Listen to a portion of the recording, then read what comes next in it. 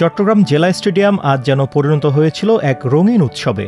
তৃতীয় ইস্পাহানি প্রথম আলো আন্তঃবিশ্ববিদ্যালয় ফুটবল টুর্নামেন্টের উদ্বোধনী দিন সকাল থেকেই ছিল শিক্ষার্থীদের ভিড়, উচ্ছ্বাস, স্লোগান আর উদ্দীপনা। রঙিন বেলুন, ব্যানার আর ফেস্টুনে সেজে ওঠা স্টেডিয়াম জুড়ে বাজতে থাকে গোল গোল গোল, টুর্নামেন্টের থিম সং। সেই তালের সঙ্গে শিক্ষার্থীদের উচ্ছ্বাস মিলিয়ে চারদিক ছড়িয়ে পড়ে ফুটবল উৎসবের আবহ। এমন উৎসবমুখর পরিবেশেই সকালে অনুষ্ঠিত হয় উদ্বোধনী অনুষ্ঠান।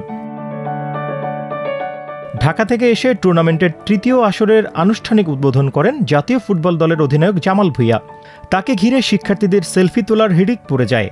জাতীয় তারকাকে কাছে পেয়ে উচ্ছ্বাসে ভরে ওঠে stadium. This is a great platform না, তাই এখানে প্রত্যেক player they can show themselves. So Prothom Alo and Ispahani they are giving them a platform. So এইখানে মেবি ইন দ্য ফিউচার আমরা দেখতে পারি তিন চারটা national team player. So it will be a good benefit for the whole nation না। এই ধরনের পদক্ষেপ আপনাকে এক হচ্ছে হলো মাদক থেকে দূরে করতেছে।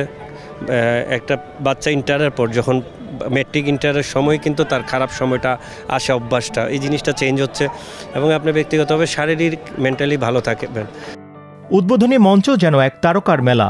উপস্থিত ছিলেন জাতীয় দলের সাবেক অধিনায়ক আশরাফ উদ্দিন আহমেদ চুন্নু, টেকনিক্যাল কমিটির প্রধান ইমতিয়াজ সুলতান জনি, চট্টগ্রামের গর্ব সাবেক অধিনায়ক মামুনুল ইসলাম ও জাহিদ হাসান এমিলি, ইস্পাহানি গ্রুপের চেয়ারম্যান মির্জা সালমান ইস্পাহানি, ব্যবস্থাপনা পরিচালক মির্জা শাকির ইস্পাহানি, জেলা ক্রীড়া সংস্থার সদস্য সচিব আব্দুল বারী এবং প্রথম আলোর যুগ্ম সম্পাদক বিশ্বজিৎ চৌধুরী ছিলেন অনুষ্ঠানে।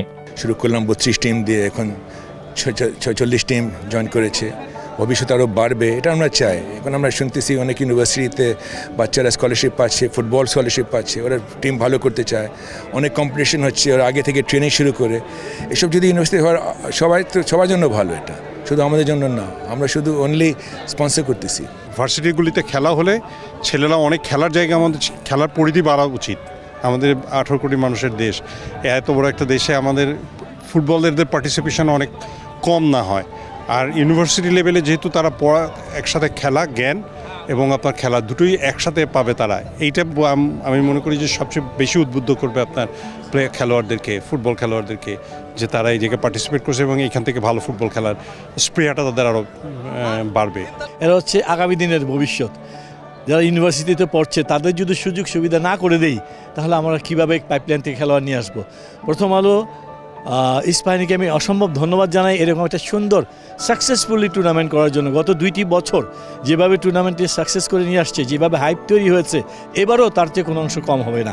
সারা পৃথিবীতেই কিন্তু ইউনিভার্সিটি টুর্নামেন্টগুলি কিন্তু খুব ঝাঁকজমকপূর্ণভাবে হয়, বাট আমাদের এখানে কিন্তু রিসেন্টলি প্রথম আলো এবং ইস্পাহানি মিলে যেভাবে শুরু করেছে, আমি বলবো যে এটা যারা ইউনিভার্সিটির স্টুডেন্ট রয়েছে তাদের জন্য একটা বড় প্ল্যাটফর্ম তৈরি হয়েছে ফুটবল খেলার জন্য। সুতরাং এটা আমি অ্যাপ্রিসিয়েট করি। প্রথম আলোর প্রধান ক্রীড়া সম্পাদক উৎপল শুভ্রর সঞ্চালনায় জাতীয় সঙ্গীতের সঙ্গে জাতীয় পতাকা উত্তোলন করেন অধিনায়ক জামাল ভুঁইয়া। ইস্পাহানির পতাকা উত্তোলন করেন মির্জা সালমান ইস্পাহানি। পাশাপাশি তোলা হয় টুর্নামেন্ট, প্রথম আলো এবং জেলা ক্রীড়া সংস্থার পতাকা। অনুষ্ঠানে নিজের পুরনো স্মৃতি ফিরে দেখেন জামাল ভুঁইয়া। দিনের প্রথম ম্যাচে দেখা মেলে উত্তেজনার। প্রথম দিনের এই রোমাঞ্চকর সূচনায় জমে উঠেছে চট্টগ্রাম আঞ্চলিক পর্ব। আরও উত্তেজনাপূর্ব লড়াই অপেক্ষা করছে আগামী দিনের জন্য। শেষ 8-এর টিকিট পেতে মাঠে নামবে শক্তিশালী দলগুলো। প্রথম ম্যাচে নির্ধারিত সময়ে 1-1 ড্র, টাই ব্রেকারে 5-4 ব্যবধানে জয়ে ইউসিটিসি। দ্বিতীয় ম্যাচে গোলশূন্য ড্রর পর টাই ব্রেকারে 5-4 ব্যবধানে জিতে সিআইইউ। তৃতীয় ম্যাচে দাপুটে ফুটবলে চুয়েটের 6-0 গোলের বড় জয়। চতুর্থ ম্যাচে কুমিল্লা বিশ্ববিদ্যালয়ের 1-0 ব্যবধানে জয়।